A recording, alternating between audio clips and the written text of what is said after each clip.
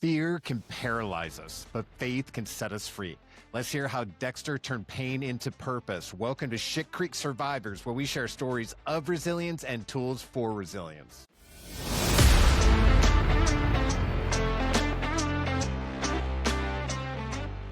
We're just two dumb guys just sitting around talking about life and how we get through things. And we're not perfect, and nobody is. And we share our tools from our toolbox, and some things that work for us and some things that don't. And that's what we want you to do too, is share some of the tools. That's what I like. That's what I like. I like conversation. Yeah. And I had been thinking about it for a while, and not this past March, but the March before, my dad passed away. And I hadn't seen Dennis in a long time, and he came to the service, and I looked at him. I'm like, we need to do a podcast, because he was no longer in law enforcement. And what had happened is we were kind of handling stuff on our own, but on our own kind of like time, we brought Faith back in. And so we kind of started coming back together, with Faith. And we're like, this is so crazy. Yeah, we haven't talked to each other in forever. And then we're both on the same road, and God is what's helping us. And we want to talk about it. So it was a really kind of breath of fresh air. I was like, we should do this. Nobody's talking about this. There are so many people who are suffering. And I had gone through quite a bit of therapy. I didn't understand that when you have trauma, it saves in the same place inside of you. So yeah, I had something happen to me at 5 years old, having to do with an adult teaching two young 5-year-olds an adult game. And then when he found out that he might get in trouble, he threatened us. He actually said that he was going to kill my friend's mom. But beyond that, the biggest thing that stuck with me, and this sounds crazy now that I just said that out loud, but he told us we were sinners, and he told us that if our parents found out, that they wouldn't love us and they would get rid of us. And and I chose to keep that secret, and I kept that secret for 30 years. Even so, no one knew, even after I got shot. I'd gone all the way through, but I was trying to get through this processing, trying to pull apart, like, why is this so stuck?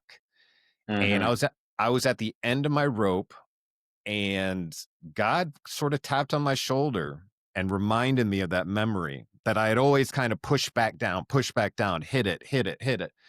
And I walked into my therapist's appointment. I was like, hey, this happened to me when I was young. It probably means nothing. And she looked at me and she goes, that's it right there. And I go, what do you mean that's it? She goes, trauma couples with trauma. So if you're trying to pull it apart like a ball of yarn, I'm working on getting shot, it might get stuck.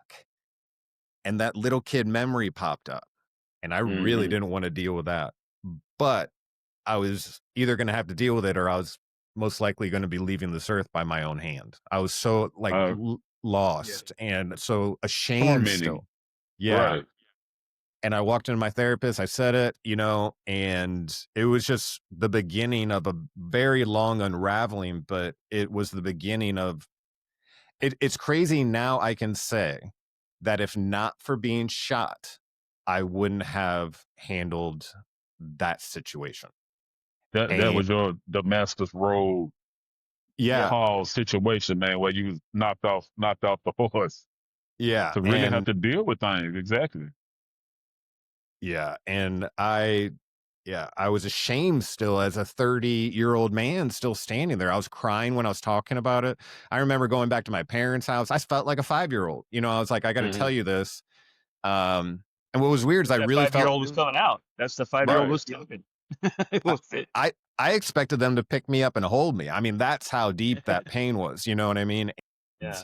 It's different as an adult, and it's like, oh, I'm sorry that happened. Okay, let's move on. That sort of thing. And then, but you're still kind of trying to sort it out. A 30-year-old secret involving manipulation and kind of like really, as I've gone through this process and gotten closer to God, I was apologizing to God about what had happened when I was 5 years old. And I've had to be coached, be like, no. You're 5 years old. Like, right. You know what I mean? I had to be kind of like introduced to the idea that I didn't have control. I was being told by someone I trust, an adult, what, all that kind of stuff. And anyways, long story short, we've decided by sharing these stories, we can help people compared to just kind of sorting them out on our own. Does that make sense? That's good. And we're just being gloves. We're just trying to be gloves. The glove is made in the image of a hand, but without the hand in it, it's useless. We're made in the image of God, but without God, we're useless. So we're just trying to be gloves and let His message come through us. I'm an audio guy as well. I record a lot, just church ministry stuff. Really? I think I might need your help because we can make something happen. I know I could be a lot better at it, and it's just we've been doing it on our own. I have issues sometimes asking for help, I try to just do it on my for help. Oh my God, breaking news. Well, it's like it's becoming annoying. You know what I mean? Because it's like I'm literally watching myself get into roadblocks like in situations, and I should just ask for help instead of just trying to sort it out on my own and then go to my friend and be like, how did I do? You know what I mean? Like, why don't I ask for the help in the moment and not waste all my time, try to do it on my own way? And then what's funny is like when I do it on my own, I go to someone, I say, how did I do? And if they tell me I did it wrong, my feelings get hurt. Right. So it's like this weird thing, and it has to do with pride and all that kind of stuff. But anyway, that's you recognize it. That's a good sign. Well, it's taken a bit, so it's just running in circles, and the definition of insanity is doing the exact same thing over and over and expecting a different result, so I don't know why I got to be that stubborn sheep or the one that's away from the flock, but I don't know. Sometimes we're built like that, and I think Dexter might be one of us. So, Dexter, with no further ado, thank you so much for coming on. We got to meet through. It's a pleasure. Thank you. Yeah, and we got to meet through Justin. Great guy. We just released that episode. Great information. Awesome. He shared his testimony, and Dexter has been nice enough to bless us with his testimony. And I'm not even sure where it starts, but I know you have a great story. I've heard bits and pieces. If you just want to go ahead, there are no limits, and whatever time happens.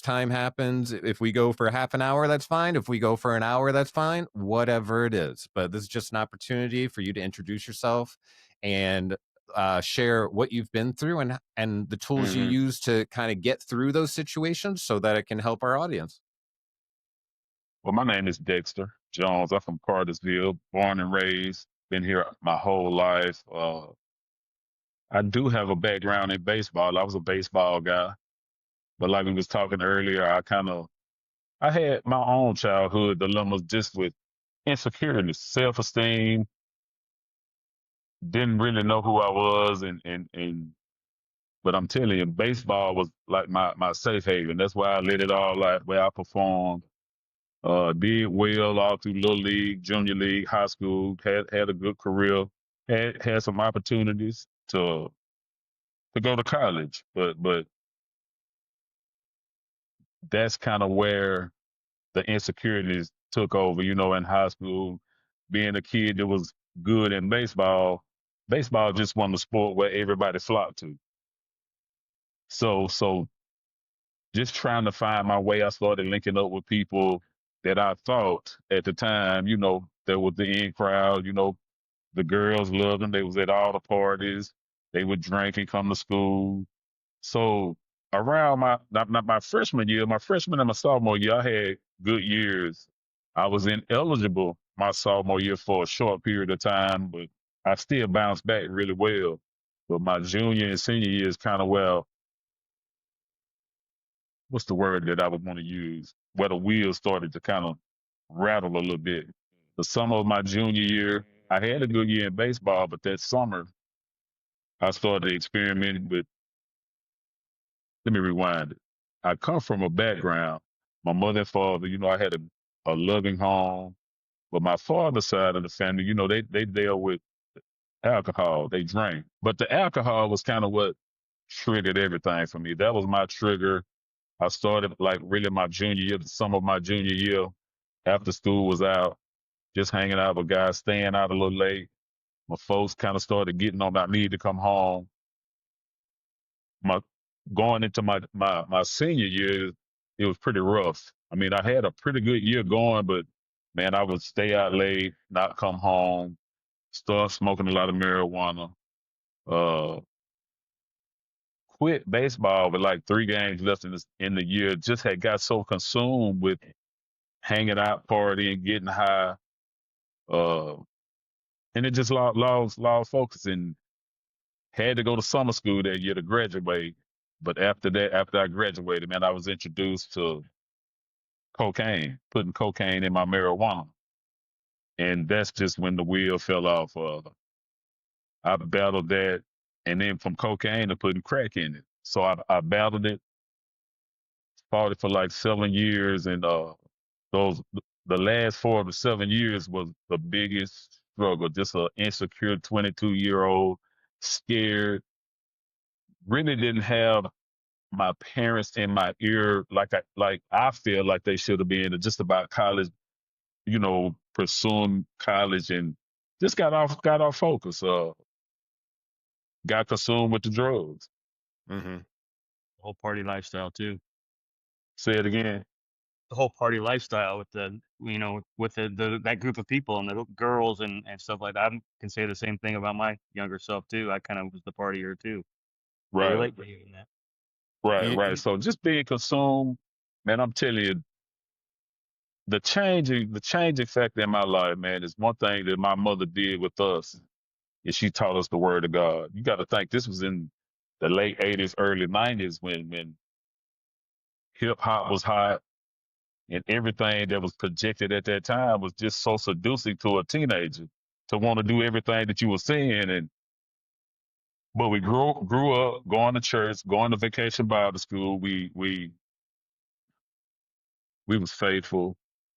But her teaching really, man, is what kept me from just totally going overboard. In which I felt like that I was overboard because I was just out of control and couldn't get myself together. And I'm telling you that the last 3 years of those 7, what she had put in me warred with addiction. I'm telling you, I couldn't have no peace in it. I would do it and do it till I didn't have money. And then you start hanging out with guys. Never got in trouble. And I thank God that's what really kept me. And I know a lot of my friends probably thought, this guy got to be the police. Because every time we get in trouble, he seems to escape it. But I always knew, man, I got to go. I got to get out. But you was mentioning a while ago, just conversation and talking, man. It's so important for us to be able to sit down and just talk about our different struggles and what we've been through.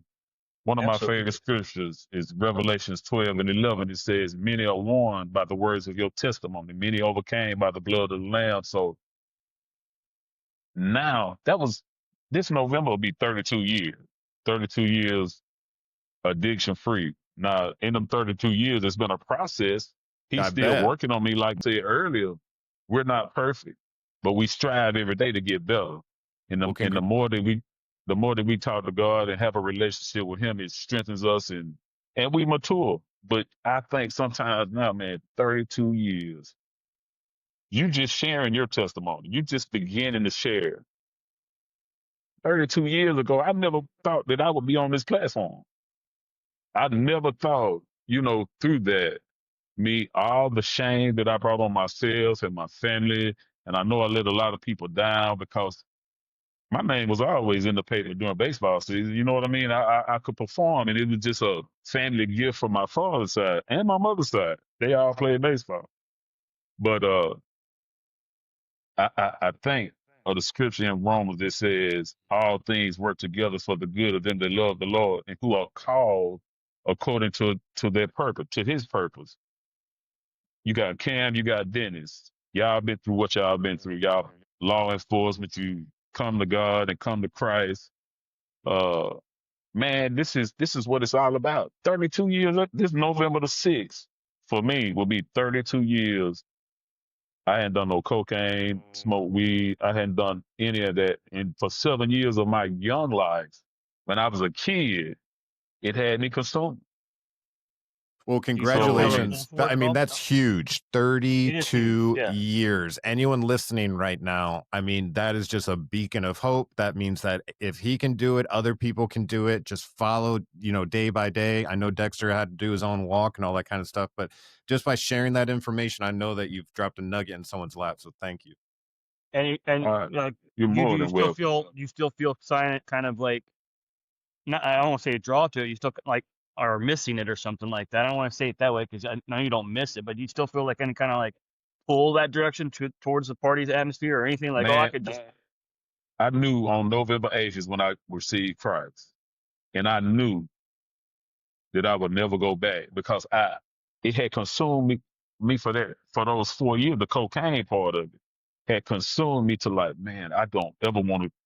Man, I had to battle, man. My mom used to have to come in my room, and I'm 19, 20, 21, 22 to pray me to sleep. Like I was under just like Cam was talking about. I think we was at the coffee shop when he said like the demonic activity. Like, Mhm. man, I'm telling you, it would be so bad. I had a big chair in my room where I would fold my clothes and put them in there, man. And sometimes, man, I would be on it and try to lay down and go to sleep and look over. It was just like the enemy looking at me like a demon. So, I mean, I never wanted to go back. I would never go back. I don't have the urges. I know what to stay away from to trigger anything. That's me having to be disciplined and having self-control. Say, look, man, I don't even try to unless God send me to talk to somebody or show somebody some love. I go because that's where the battle is. That's where the next generation of people are that's in the gutter, that's going through these different struggles. Man, we gotta get them. Our testimony is what's gonna win. Yep. You understand what I'm saying? Yep. Yeah. They gotta feel that they're normal, that they're part, that some of the things they're going through isn't like unique to just them. Right, We're communal creatures, and this is why this platform is so fun and to do, because we're getting to just talk and BS. We're not perfect, but you're saying things that are hitting a chord in my heart, and I've never even met you before this moment. So right. we're more connected than we realize, Yeah. and just Man, talking and figuring it out. platforms like this to me, now this is just me because I like to talk. I like to be engaged. I like to talk to other people to hear how they overcame. To me, Yeah. this is the new ministry. You going out of the four walls of church to reach people that probably would never come in. You understand Yeah. what I'm saying? That's the So hope. not Organized churches have kind of hurt a lot of people in some ways, or their perspectives more than they realize, I think. And as we hear that story a lot too, like I even felt that way. Like I grew up and in a not to, religious house, and I kind yeah, of yeah, made a yeah. conscious decision to step away in my mind. I don't know how I justified it, but I knew I'd come back, and now I'm Right. coming back, and now I feel like it's harder now because I probably never should have left, and that's the sin that I have to overcome now, I guess, in some ways. But One day at a time. That's it. yeah, You just have to deal with it one day at a time. And it's not to throw shame or shade on any ministry. That ain't what I'm saying. But me neither. I don't mean that either. I apologize if right. people think that. Just There to are some examples of it where it gives people bad taste in their mouth, and now this is completely different. We're not structured like you have to be in this walls, you have to dress this way, you have to say these words, you have to kneel at this time. We're just human beings. This is some struggles, this is some love. Here's how it overcomes. This is where God helps, and it hits a chord for people. You know what So I it's agree kind of with you. This like? is like a new ministry. It's like if you found water in the desert. You know what I mean? We're Mhm. leading people to the water, something Boy, that's that's essential. good. You know what That's I real mean? good. Yeah, and then These discussions you won't hear these in church. right, You're not gonna absolutely. hear it unless they develop platforms for in ministry where you have these kind of conversations. So I mean, I'm glad we crossed paths. Really, I am because it's needed. It's needed in all cultures. I mean, even us getting together, black culture, white culture, man, that's tearing down walls now. Because I mean, addiction and sin has no color. At all. It doesn't, man. It's attacking everybody's kids. And sometimes grown-ups can be so stuck on the way things work instead of moving, you know, the way God would want us to move, man, to help each other and love each other, to We all bleed make red. the communities, make the world a better place. You know what I'm saying? Yeah. I mean, during my near-death experience, there was no indication of people's colors or anything like that. It was just love. And it was just a ocean of love. And you're not even worried about loving yourself because you're loving everyone around you. And because that's happening, everyone's loving you. It's just, you know what I mean? And then you're reminded, like I came back to earth. I'm like, man, no one is better than another person. You know, we all have the same worth. We are all created with what powerfully and fearfully, you know, like it we all bleed the same. Like it's not, yeah, it's just such a silly boundary that we've put up. But this world, it's the worldly stuff. Yeah. I mean, the worldly It deceit is. is caused with a purpose to distract us from the Bible and from being love and showing love and sharing That's love. it. That's real. Yeah, if we would just focus on the adversary, which is the devil, or the accuser, it kind of brings us together. It's like weird. If a country has an adversary, the country tends to come together. Like if we're, if we're fighting the Russians during the 80s, we're all tight as Americans. The movies are awesome. You know, it's like, let's go America. But then at some point that went away. Yeah, and we've come in on one another. And now we're like, it makes no sense. And yeah, we need to so it bond just together, have our continues. common enemy, which we do, but some people don't realize it because we're so wrapped up in our world and worldly things and the job and making money and paying bills, and which is all important stuff to do. But at the same time, we got to stay grounded and realize we're here for a purpose, and we're here to share love and be love and understand love and know love and know God. Say Jesus instead of love, and that was and all that sentences. It's the same thing. That's good. That's good stuff. It is. I was thinking, I mean, this just came to me, man. You was talking about the shame of what you went through, Cam, and I felt that just in failing in baseball and not pursuing at the time. I felt the shame, and really, man, I had this is the maturity of Christ. As I've gotten older and my relationship has grown, I had regrets, man. I couldn't even go to the Braves game for a long time, like in my 20s and 30s. But I thinking, man, this game was easy, man. If I'd have just if I'd had a, you know what I'm saying, just the ifs. But I had dealt with that for a long time in my walk with God, just that part of it. But then when I accepted Christ, I traveled and played softball for about 10 years, 8 to 10 years, and it was good. It satisfied that itch for the moment. Yeah. You know what I'm saying? Yeah. So it was good, but I just think about it now, man. Just like for the past, that was 32 years ago. So this November will be 10 years that I've kind of given myself to the community. Mentoring in the high school, Cartersville High, some at Cass, some at Woodland. Awesome. But I've been able to, keep kids active in baseball, working them out in the summer. I've never really developed a travel team, but I just tried to get kids that couldn't afford the $5,000, $6,000 to play travel ball, just to keep them active and keep them involved. Because really, in my time, once All-Star was over, we was on to the next season. So if you didn't play football or basketball, you had a lot of idle time. And that's kind of what got me jammed up as a teenager, just idle time. But I try to keep them busy and try to sow good seed in their lives. And that's just my way of giving back. I never would have thought they'd have been that way. Just like I was saying, I didn't think that this would have been my platform. But it is what it is. Well, we're not supposed to decide our platform. We're not supposed to decide what our purpose is. It was already given to us. You're exactly right.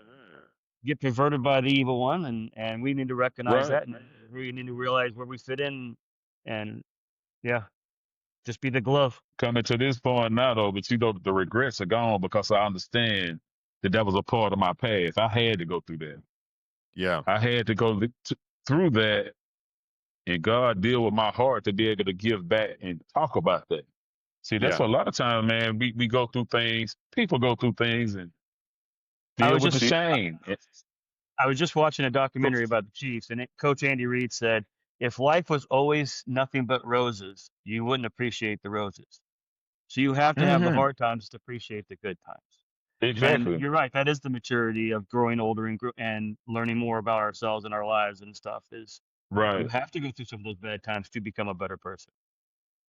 You're absolutely right. Gardener prunes the plant so it'll grow the right way and stuff. My Right. wife is always out pruning the cucumbers for our pickling. Mm-hmm.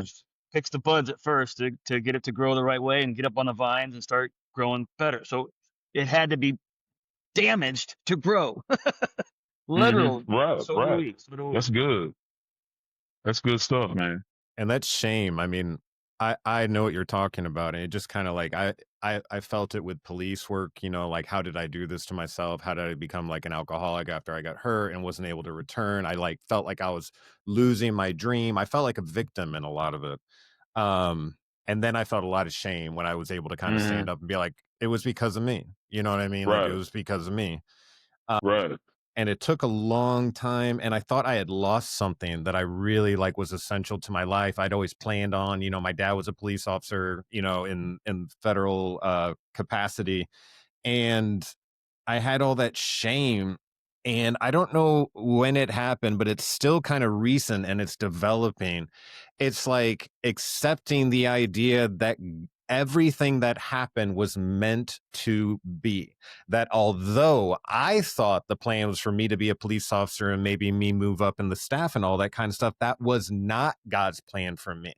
I didn't screw up God's plan. It Mm-hmm. actually wasn't my plan that I got to carry out. And that's it's hard to accept, especially when you're feeling that shame. And the accuser is like, this was your fault. You could have done this. You could have done that. You're always wanting to look back at what could have been, what could I have changed, and all that kind of stuff. But Mm-hmm. man, that's what the devil wants you to do is keep looking back, keep wanting you to change what can't be changed. That means you're not focused on the present here and today, nor the future, Mm-hmm. and so it's kind of like, we've talked about the idea of being picked on or picked. What if we signed up almost subconsciously or even before we came to this earth and said, give me the toughest road? Because Mm-hmm. by that way, I'll be able to serve the most people. And the toughest road would be giving you something that you really, really adore, something you love, something that you believe, something that everyone told you is amazing, something that you identified with. Mm-hmm. And then it was taken. It felt like, Mm-hmm. Um, Mm-hmm. yeah. And what's funny is recently Pastor James talked about the whole idea that, you know, when you go to eat, you could eat as much as you possibly can. You filled to the gills, but what's going to happen 10 hours later? You're going to be hungry, Yeah. right? You can fill yourself with alcohol for 24 hours. What happens when you wake up the next day? You got to do it again. You can do drugs one day. What happens when you got to do, the next day or later on that day? You got to You do it gotta again. yeah. You gotta fill So yourself up with see, It something, so you might never as well pick the good stuff. it so we never fills the void though. no, It because never there's nothing with addiction, whatever choice of drugs people use. Mine was cocaine and crack at my worst. And when I would come down off cocaine, even if I was snorting to smoke it, man, I'm telling you, it was what's a word that I could use to really, man, it would make me cry. yeah, it's I would be terrifying. so depleted, scared, not knowing what to do. My mother, like I said, she would have to come in there and pray me out of that. And I might be all right for a couple of days, but the weekend come, I'll be on another binge. But there's nothing, man. Just overcoming shame. Everything that you face, man, to overcome it, man. Like I said, you got to face it, man, and that's where your faith grows. That's where your self esteem in God rises. It's just got to be faced, because man, I think that, man, people used to talk about me because my mother was so active in church, and people would say, how is she gonna be faithful if she is and her son out here doing drugs? And she told me one time, she said, that's when I started praying and asking the Holy Spirit to show me. Man, she started finding my little stashes. And I thought that I was hiding it, like, but she was finding it. And once I admitted to her, this kind of when she talked to me, conversing like we're conversing. She told me she loved me. And whatever I done, God was still going to use me. She was just encouraging, because you got to think, in the 90s, there was no peer support. There was nobody talking about helping people with anything, mental health, other than, the couple of little places that used to be around back in the day. But people would say, and then when I got saved, people would say, now he all in church. They would talk about me when I got my life right. They would talk about me when I was doing drugs. So, as I've grown, man, I People's just opinions of ourselves is none of our business. It's so weird. 100%. And I'll even come up with someone else's opinion of me, and I will chastise them for it. I'll be like, you shouldn't, you know what I mean? I'll project my insecurities onto someone looking at me, and I'll be like, oh, they're talking trash in their head or something like that. But it's usually an insecurity. Like, they know I'm an alcoholic. Yeah. Right. And then I almost lash out at them. I'm like, you shouldn't think that way about me. And nothing ever happened. You know what I mean? So it's like this mental warfare that's going on. It's like but that. You know what? But the more that you stay in God's word and stay in his presence, even serving others is so fulfilling. I'm 54 years old. And I was a 20, I think when I got saved, I was November 93. I was 23, 22, turning 23 the next year. So everything that hindered or bothered me then no longer exists. I can talk about it because when you pour out the people, you heal. Like this right here, even now we talking, I'm just like you say, you can feel what I feel. I can feel what you guys have experienced and gone through, but it's helping me because we're not finished products. We're gonna be fighting this fight till we leave. Absolutely. So I mean, it's just a lot of stuff that came along with addiction, man. Like the insecurities, the lack of love for yourself. Man, I don't struggle with that anymore. And it took me till I was 45 to really understand purpose. And when my parents died, my mother died in '04 of May. My daddy died in 14 of May, 2 days after. And I went through like a 6-7 year depression and grief, man, because I had never been without family. I had a big family on both sides, but just when I realized I had started mentoring and it helped me, Cartersville Middle School. And one day the Holy Spirit just said, man, this is why you went through what you went through. I didn't understand. I did not understand. But after that scripture that scripture that you just quoted, we are fearfully and wonderfully made in Psalms, I think it's Psalm 119. Man, I felt that because I was at such a low after they passed, because I had never been. That was like addiction was like an introduction to Christ. When they passed and I went through that dark depression and grief, man, it was like we met. He talked to me, like, not that he hadn't spoken to me before, but he lifted me. You remember the old song, and I know y'all probably do, the old song that says his love lifted me. Yeah. You remember that, Higher. Brian? Yeah, higher. Yes, it's a lot of songs like that. But that's where I found it. That's when I started realizing, man, this is what I'm supposed to do for him. Isn't it like And an at 54, eye-opening man, moment too? yeah, mental resurrection. Well, it's Wisdom and understanding. What did Wesley Snipes say in White Man Can't Jump? You can't, you're listening, but you're not hearing it. You hearing me? Yeah, I mean, you know what I'm saying? Like, it's different. It's just different, and it's all how I have to explain it. It's just different. It's all of a sudden you can see something that you couldn't see before. All of a sudden you can feel something that Right. you couldn't feel before.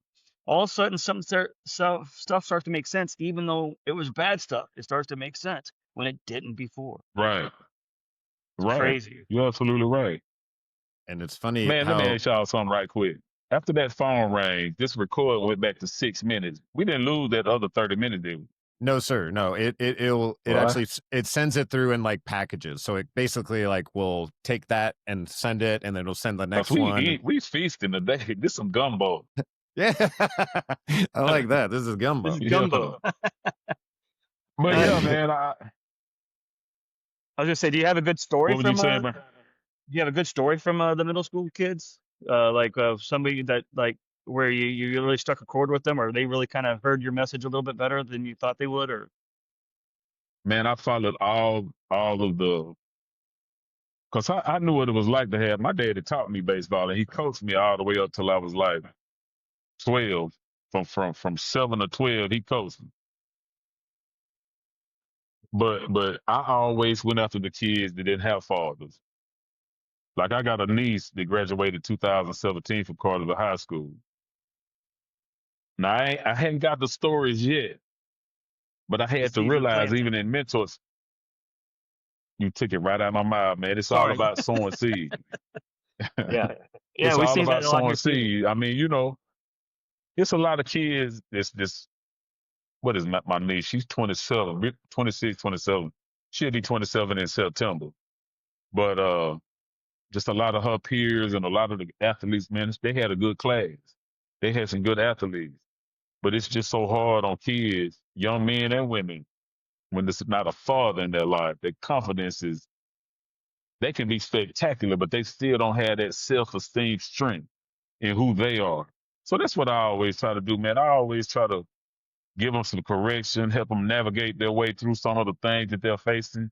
Do they all pass the test? No, Right. but They're if gonna they be retain kids, those and tools, they retain those tools in their toolbox, and exactly later on it'll come around. They'll go, "Oh, now that makes it'll sense." come back. It'll come back. So that's what It, it's been for me, man. I've just been.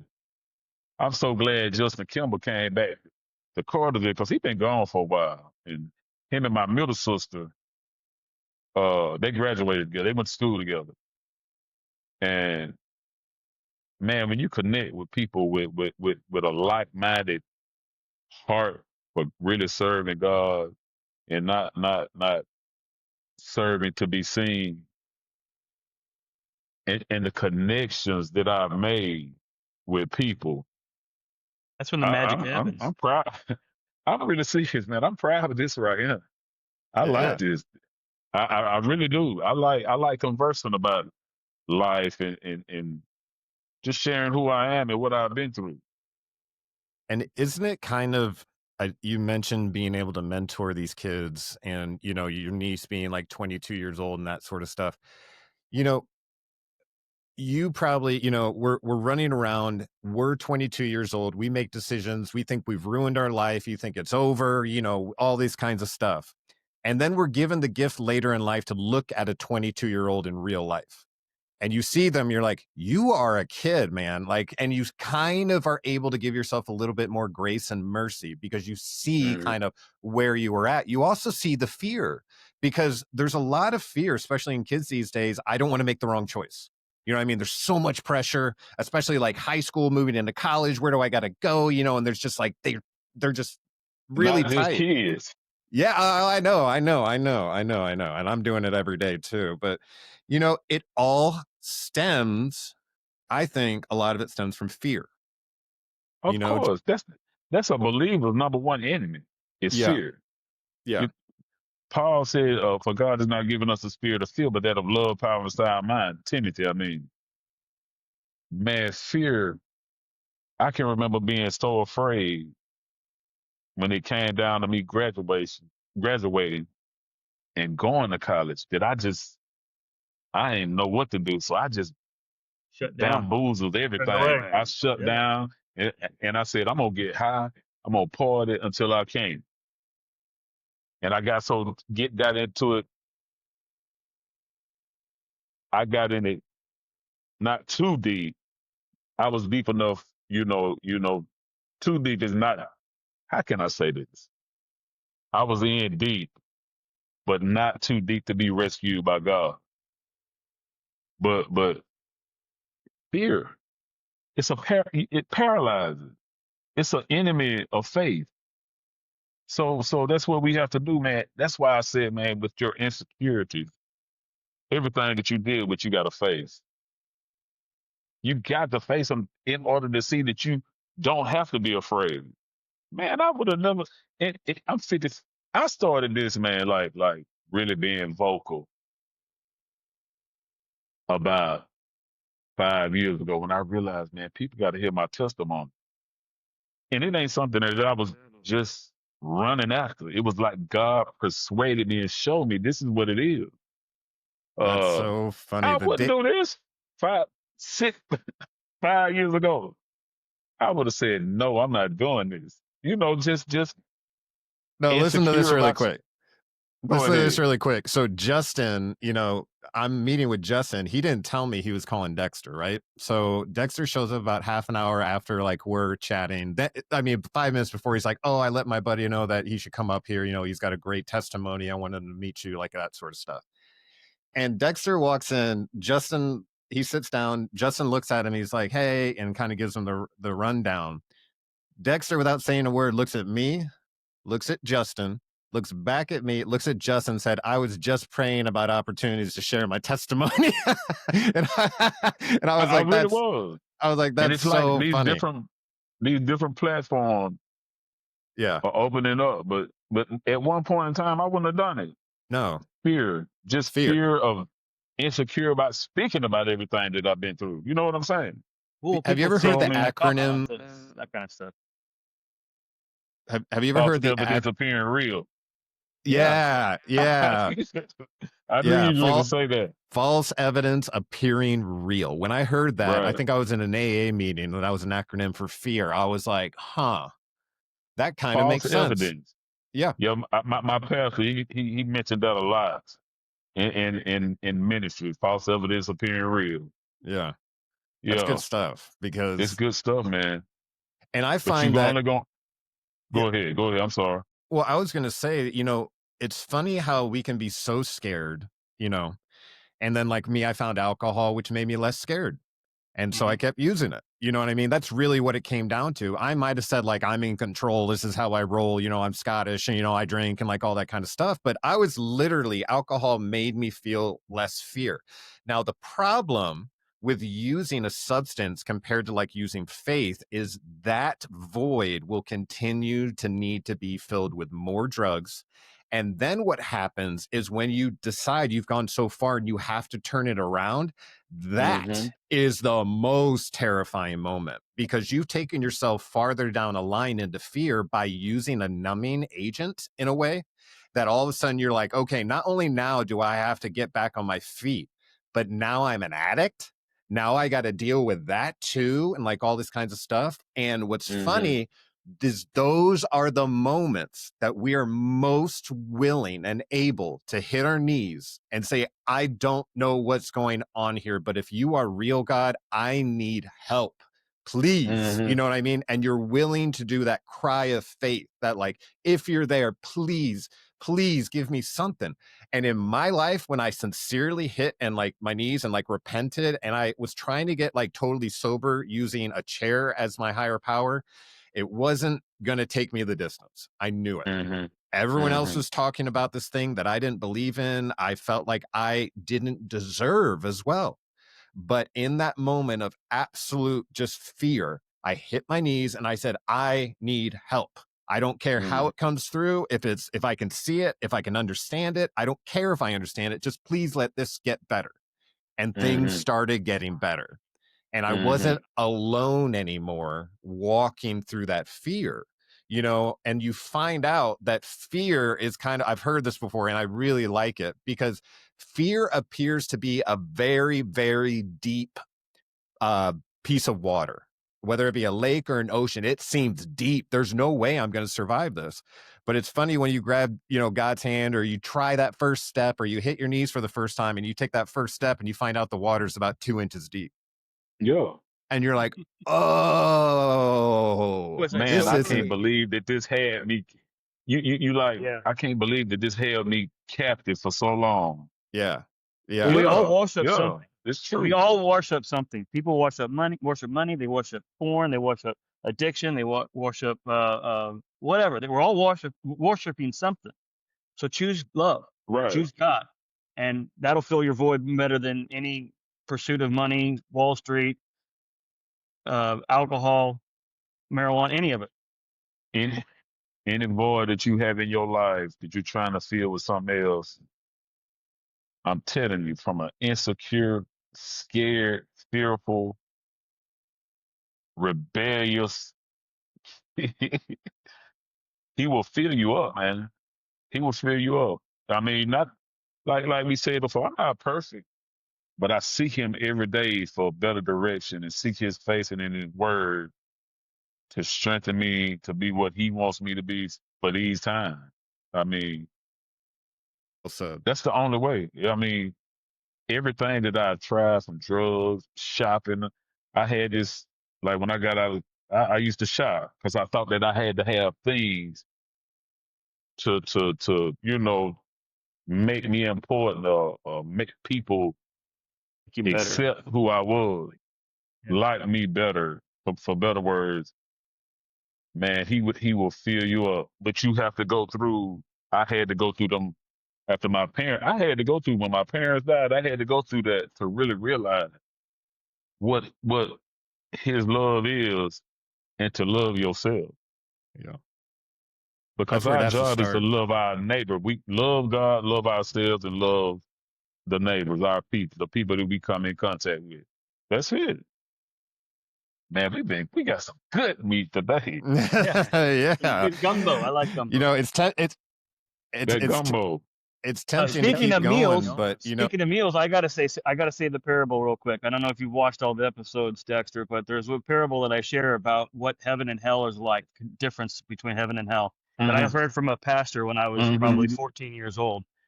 This pastor, Pastor Meyer, he in Topeka, Kansas, he was a missionary in Eastern cultures for a lot of his life, and he said that he heard a parable there that stuck with him, and he wanted to share it with us. Hell is like a huge banquet right in front of you. You're hungry, you want to eat, but the only thing you can eat with is these really long chopsticks. So you can't reach your mouth with the chopsticks. So you're frustrated, you're hungry, you're angry. All those bad feelings are there. But in heaven, it's the exact same banquet, the exact same meal, and the exact same chopsticks. But instead of trying to feed yourself, you're feeding your neighbor across the table. That's good, So there's man. love, there's sharing, there's community, all of that. And I just got goosebumps sharing that one. I love that. Man, that's good. You're going to have to write that down for me, bro. well, you're I going to like be able that. to. Dexter's episode is going to have all kinds of good nuggets in it. All kinds of good nuggets. It's going to take a lot to digest. It's God. Did God get the glory, bro? It ain't about me. It's That's just right. about sharing Just what be he the did glove. for me. That's it.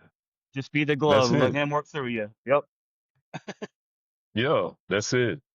So we're going to keep doing that. We're going to move into the future. Dexter's going to be doing his thing, the glove. We're going to be doing the glove, and we might run into each other again and have you back on. Man, because we got to. Yeah, you're going to have stuff do to it report. again.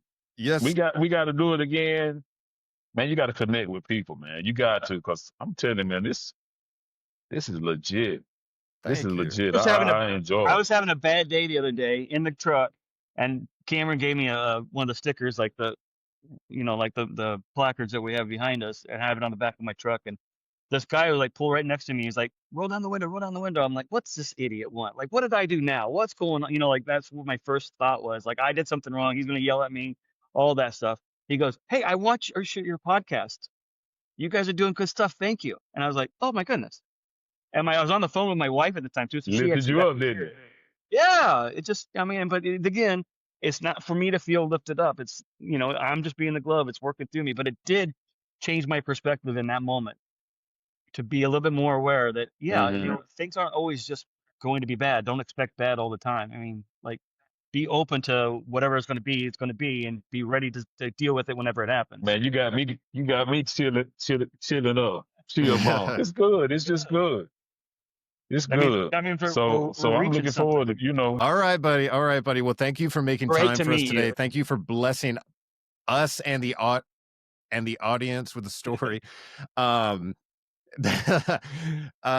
so what I'll do is I will, when I am about to put the episode up, I will send you over the link for it and all that kind of stuff. So you can post it if you want to, Dexter. But really, this has just been a great opportunity because who knows who this could help. And if it helps one person, then that's more than enough. You know what I mean? well, yeah, And it's helped us. And It's helped us right and here just to feel a little bit more right, rejuvenated man. I'm and telling you, renewed. Yeah. it makes you feel, man, when you connect with people and you converse, man, that you're not in the battle by yourself. thanks for listening. If Dexter's story inspired you, make sure you hit subscribe so you never miss an episode. Give us a like if the story resonated and share it with someone who needs a boost of courage today. Check out more stories and tools for resilience at www.shitcreeksurvivors.com. Remember, your journey matters. Keep going and stay resilient.